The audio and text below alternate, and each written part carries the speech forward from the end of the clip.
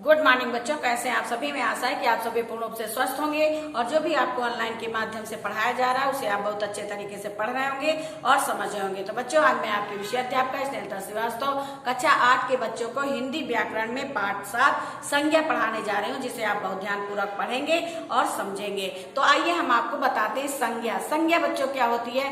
किसी भी चीज के नाम को संज्ञा कहते हैं, चाहे वो किसी व्यक्ति का नाम हो, चाहे वस्तु का नाम हो, चाहे स्थान का नाम हो, चाहे किसी प्राणी का नाम हो, चाहे भाव का नाम हो, सब चीजों के नामों को संज्ञा कहते हैं। आइए हम आपको संज्ञा की परिभाषा बताते हैं। किसी व्यक्ति, वस्तु, स्थान अथवा भाव के नाम को संज्ञा कहते हैं, जैसे राम, मोहन, मेज, कुर्सी, कानपुर, गंगाधर। अब उदाहरण में आप कोई भी उदाहरण जो है याद कर सकते हैं, लिख सकते हैं। तो चाहे इस संसार में जितनी भी चीजें हैं, चाहे वो मानव निर्मित हो, चाहे प्रकृति निर्मित हो, सब चीजों के नाम है। जैसे प्रकृति की देन क्या क्या है? सूर्य है, चंद्रमा है, तारे हैं, नदियां हैं, पहाड़ हैं, वृक्ष है, मनुष्य है, प्राणी है। ये सब क्या है? ये सब नाम है। किसी भी चीज के नाम है, चाहे वो व्यक्ति के नाम हो, चाहे प्राणियों के नाम हो, चाहे स्थान के नाम। हर चीज का कोई ना कोई नाम होता है। जैसे आपका ये कमरा है, इस कमरे का नाम है कमरा, या कोई स्थान है, इसका नाम है कमरा। अब कमरा में भी हर चीज का नाम है। खिड़की है, दरवाजा है, ठीक है। आपके कमरे में जो चीजें रखी हैं, चेयर है, कुर्सी है, पंखा है, सब चीजों का कोई ना कोई नाम होता है। तो इन्हीं नामों को बच्चों संज्ञा कहते हैं, यानी किसी व्यक्ति, वस्तु, स्थान अथवा भाव के नाम को संज्ञा कहते हैं। मनुष्य के अंदर जो भाव होते हैं, भाव का मतलब जो जैसे विचार है, हमको देख करके व्यक्ति समझ जाता है कि हमारे अंदर कौन से भाव हैं। यानी किसी भी व्यक्ति को हम देखते हैं तो उसके भाव हम समझ जाते हैं कि ये प्रसन्न है या दुखी है, ठीक है। तो ये दुखी और प्रसन्न जो उसके भाव होते हैं, उसके नाम को भी संज्ञा कहते हैं। अब हमारे शरीर में, ये हमारा शरीर है, इसमें भी जितने अंग हैं सबके कोई ना कोई नाम है। आंख है, कान है, नाक है, मुंह है, यानी इस शरीर में जितनी भी चीजें हैं सबका कोई ना कोई नाम है। आपके घर में जितनी भी वस्तुएं हैं सबका कोई ना कोई नाम है। आपके किचन में बहुत सारे बर्तन हैं, सबका कोई ना कोई नाम है, तभी उस नाम से हम उनको पहचानते हैं। यानी हम किसी चीज की पहचान करते हैं, किससे? उसके नाम से। तो इन्हीं सब चीजों के नाम को संज्ञा कहते हैं। अब हम आपको बताएंगे कि संज्ञा कितने प्रकार की होती है।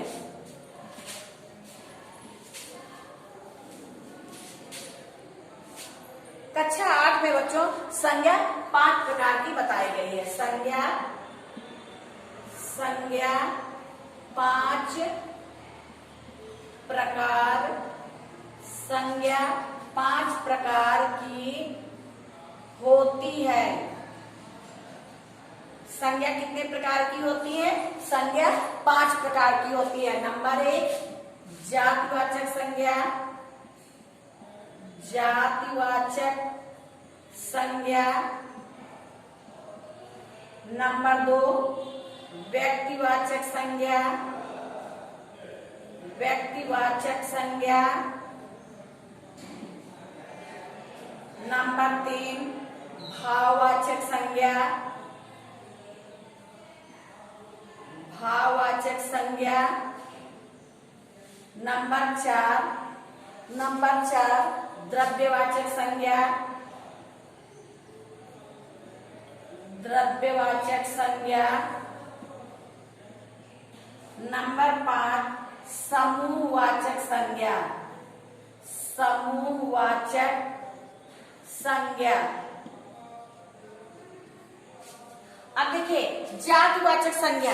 जातिवाचक संज्ञा क्या है बच्चों? जातिवाचक संज्ञा जिन संज्ञा शब्दों से उनकी संपूर्ण जाति के बारे में बताया जाता है या उनकी संपूर्ण जाति के बारे में जानकारी होती है, उन्हें जातिवाचक संज्ञा कहते हैं। जातिवाचक संज्ञा के अंतर्गत आते हैं जैसे मनुष्य। ये मनुष्य की संपूर्ण जाति के बारे में बता रहा है, ठीक है। तो मनुष्य क्या है? जातिवाचक संज्ञा।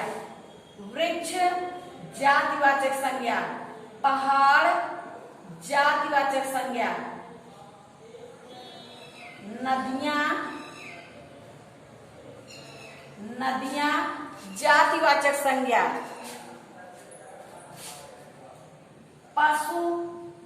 जातिवाचक संज्ञा, पक्षी जातिवाचक संज्ञा, नेता जातिवाचक संज्ञा, शहर जातिवाचक संज्ञा, देश ये जातिवाचक संज्ञा में आते हैं। क्योंकि जब हम कहते हैं देश तो वो पूरे देशों के बारे में बताया जाता है, इसलिए वो देश जो है जातिवाचक संज्ञा है। किसी नदी का हम नाम अगर ले लें तो वो व्यक्तिवाचक संज्ञा होगी, लेकिन अगर हम नदी सिर्फ नदी या नदियां कहते हैं तो पूरी नदियों की जाति के बारे में बताया जाता है, इसलिए वहां पे जातिवाचक संज्ञा होती है। अब व्यक्तिवाचक संज्ञा, बच्चों व्यक्तिवाचक संज्ञा में क्या होता है?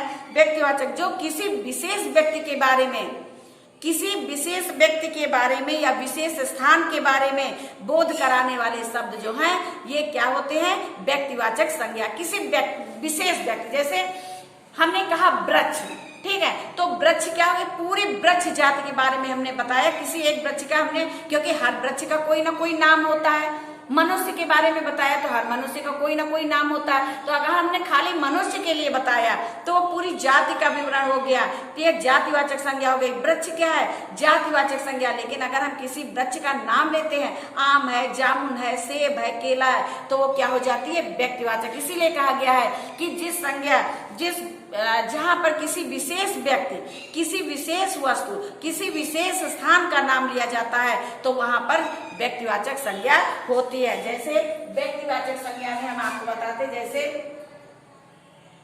नेहरू, महात्मा गांधी,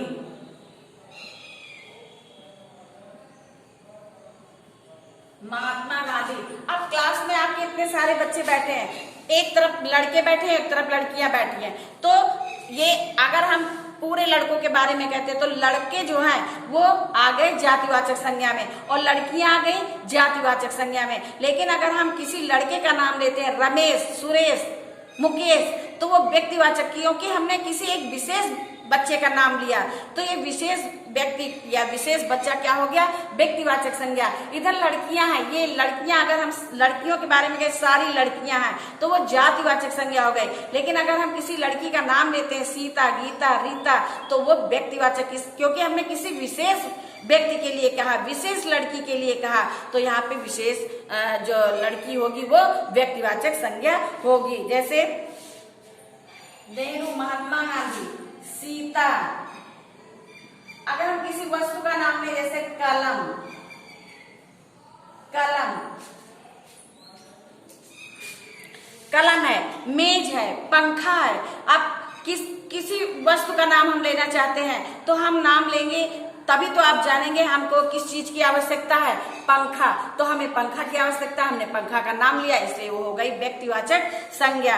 अब इस प्रकार हम आपको बताएंगे व्यक्तिवाचक संज्ञा के बाद भाववाचक संज्ञा। भाव का हमने मतलब बताया आपको। भाव का मतलब होता है कि जो हमारे अंदर विचार होते हैं, या हमारे चेहरे को देख करके लोग जान जाते हैं कि हमारे भाव कैसे, हम प्रसन्न है कि दुखी हैं, तो जो हमारे भावों को बतलाते हैं तो उन्हें भाववाचक संज्ञा कहते हैं। भाववाचक संज्ञा में जैसे प्रसन्नता, प्रसन्नता, सुंदरता, सुंदरता, कोमलता, कोमलता, कठोरता, बचपन। किसी व्यक्ति को हम देख करके, किसी बच्चे को हम देख करके समझ जाते हैं कि ये बच्चा है, ठीक है, तो उसका भाववाचक, उसकी संज्ञा क्या होगी? बचपन, ठीक है। बूढ़ा है अगर कोई तो उसकी भाववाचक संज्ञा क्या हो जाएगी? बुढ़ापा, ठीक है। तो ये होते हैं भाववाचक संज्ञा के भाववाचक संज्ञा के उदाहरण हैं। अब आते हैं इसके बाद हम द्रव्यवाचक संज्ञा में। द्रव्यवाचक संज्ञा, बच्चों द्रव्यवाचक संज्ञा को हम कैसे जानते हैं?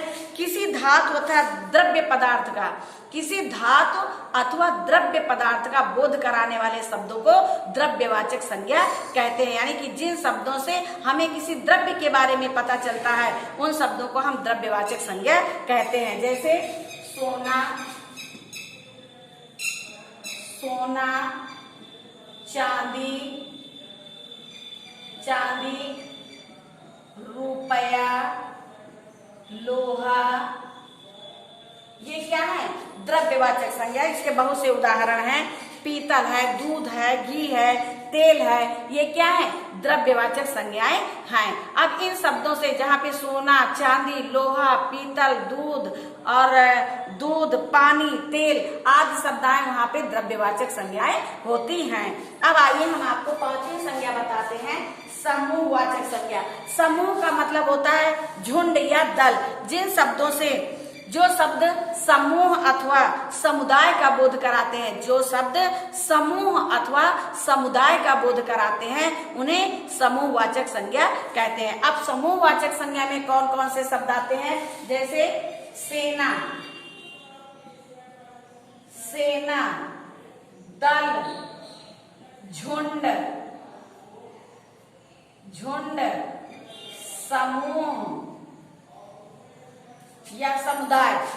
इन शब्दों से हमें पता चलता है कि सेना, दल, जहाँ पे बहुत सारे लोग होते हैं उसको कहते हैं दल है, झुंड है, समूह है या सेना है। इन शब्दों से हमें पता चलता है कि ये समूहवाचक संज्ञा या समुदायवाचक संज्ञा है। तो बच्चों, आपने पढ़ा संज्ञा कितने प्रकार की होती है, संज्ञा के बारे में आपने पढ़ा, फिर संज्ञा कितने प्रकार की होती है, और फिर संज्ञा पांचों संज्ञाओं को हम कैसे जाने कि ये कौन सी संज्ञा है। तो हमने आपको बताया व्यक्तिवाचक संज्ञा, जब हम किसी विशेष व्यक्ति या विशेष वस्तु या विशेष स्थान का नाम लेते हैं तो वहाँ पे व्यक्तिवाचक संज्ञा होती है। जहाँ पर हम किसी पूरी जाति के बारे में जानते हैं, जैसे हम पहाड़ कहते हैं तो वहाँ पे पूरे पहाड़ जाति का विवरण होता है, पूरे पहाड़ के बारे में हम जानते हैं, तो पूरे पहाड़ की जाति के बारे में हम जानते हैं। नदियाँ, ये नदियों की जाति है। वृक्ष, पशु, पक्षी, ये सब पूरी जाति का यहाँ पे बोध कराया जा रहा है, पूरी जाति का ज्ञान कराया जा रहा है, इसलिए यहाँ पे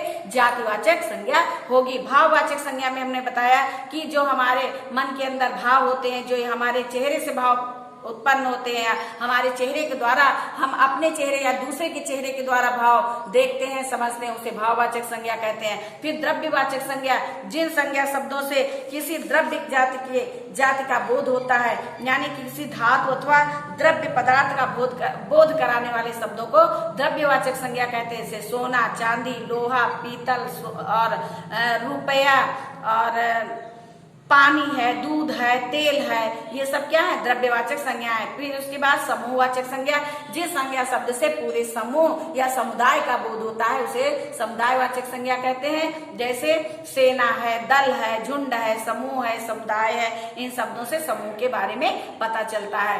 तो आपने पढ़ा बच्चों आज संज्ञा के बारे में। अब हम पीडीएफ के माध्यम से आपको जातिवाचक संज्ञा से भाववाचक संज्ञा बनाना बताएंगे और इसे पीडीएफ के माध्यम से भेजेंगे, जिसे आप लिखेंगे और याद करेंगे। तो बच्चों, आज ये पाठ यहीं पे समाप्त होता है। धन्यवाद।